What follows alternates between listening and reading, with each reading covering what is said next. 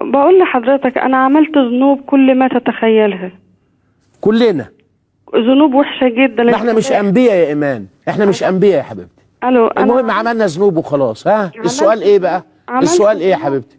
حضرتك انا بصلي وبصوم تقريبا جبت حد من الحرام، عيل من الحرام تقريبا. يعني اكيد. لا مفيش اكيد يا حبيبتي في دي. أكيد. انت متجوزه يا بت؟ كنت متجوزه. لا يعني العيل ده اللي انا شاكه انه من حرام انا جبته وانا متجوزه.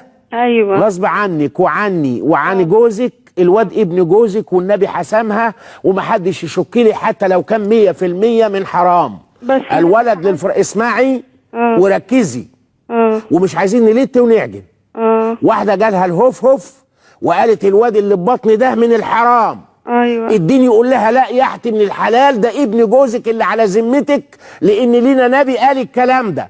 الولد للفراش. بس انا بتعذب يا روحي بتتعذب. ما يبقى الشيطان عايز يضحك عليك. انا عايز السؤال الثاني بقى. الضمير الضمير لا بلاش البروناون والضمائر وخليكي في الجمله الاسميه. عايزه انا بصلي وبصوم حبيبتي والحمد لله. حبيبتي وانتي ما عملتيش ولا ذنب. هتصلي وهتصومي برضاكي او غصب عنك. انا يعني بعمل حاجات كتير بكفر عن سيئاتي. لا ما بنكفرش على سيئاتنا بالصلاه والصوم. احنا نكفر اسمعي يا بنتي. احنا نكفر عن سيئاتنا بحاجتين اتنين يا امي. ايوه. الصلاه اصلها اوريدي، البرايرز، الفاستنج، الالبوس جيفنج، البلجراميدج، الحج اجباري. ايوه. ما بيكفروش سيئات، ده تكليف. ايوه حضرتك. بصي حبيبتي، ايه اللي يكفر عن السيئات؟ حاجتين اتنين. جوز الحاجه الاولانيه التوبه. الحمد لله. بس الحاجه الثانيه اسمعي. الحاجة التانية الصدقة. قال عليه الصلاة والسلام لم أرى أحسن. سيدنا النبي عليه الصلاة والسلام كده، لم أرى أحسن من صدقة حديثة لذنب قديم. صدقة. لكن هصلي واصوم، ما أنا لازم أصلي واصوم.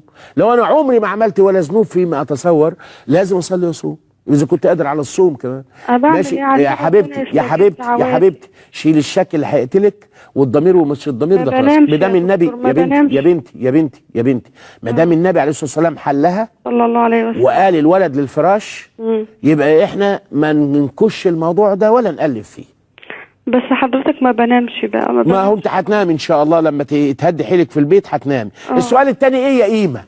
حضرتك عايزه اعرف اللي ربنا راضي عني ازاي. حاضر يا اختي، طول ما انت بتطيعيه يبقى راضي عنك.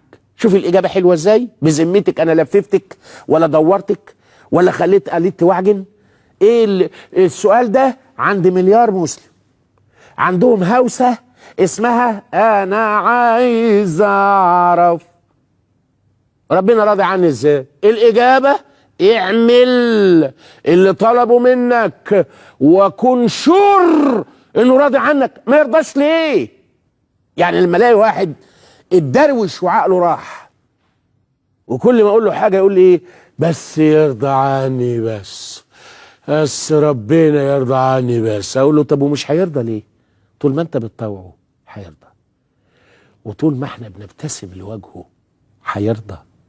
وبحسن الوعظ تمتلك القلوب وصخر الطبع من لين يذوب.